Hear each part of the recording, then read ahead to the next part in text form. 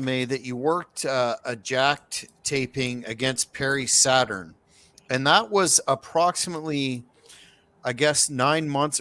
Correct me if I'm wrong, but about 9 months or so before his match against infamous match against Mad Dog Mike Bell. And I two-part question again that I'm famous for.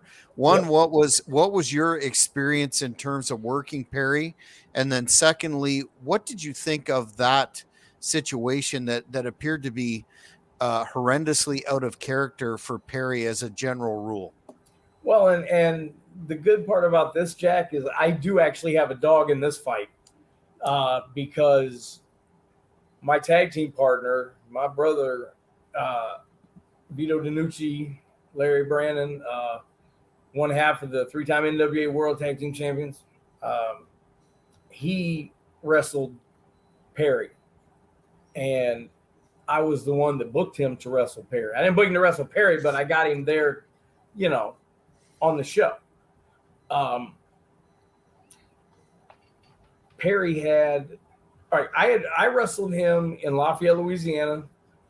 We had a great match, but Perry forgot one of his own spots early in the match, and I had to cover it by taking over on him for a little while. But I covered it when he wasn't there, and we gelled, and everything was fine. He wasn't stiff, um, anything like that.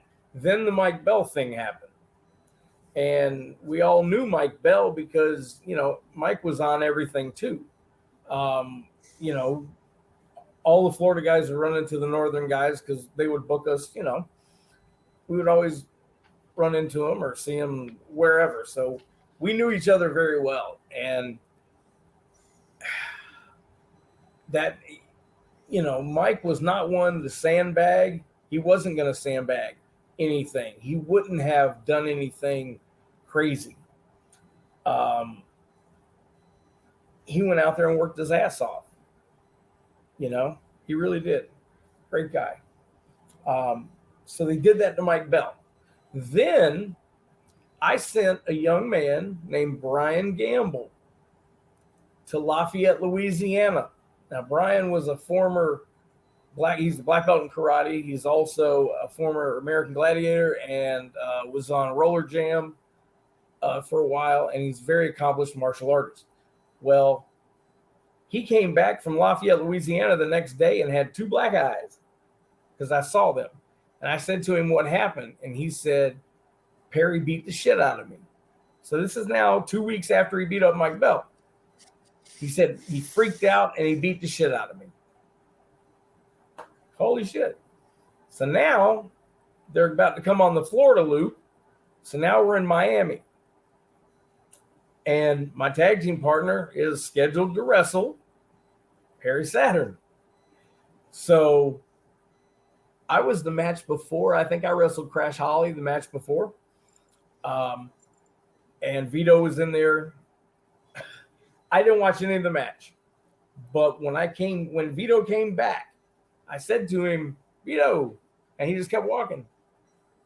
He was so badly concussed that he didn't even hear me calling him.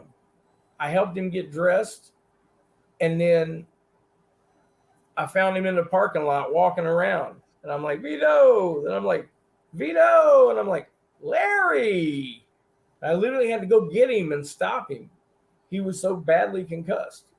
So what had happened was earlier that day, Shane had got into an argument with Perry, and it was a heated argument, and Vito actually overheard it, and he came to me and he said, boy, it ain't going to be a good night for me. Perry's in a bad mood.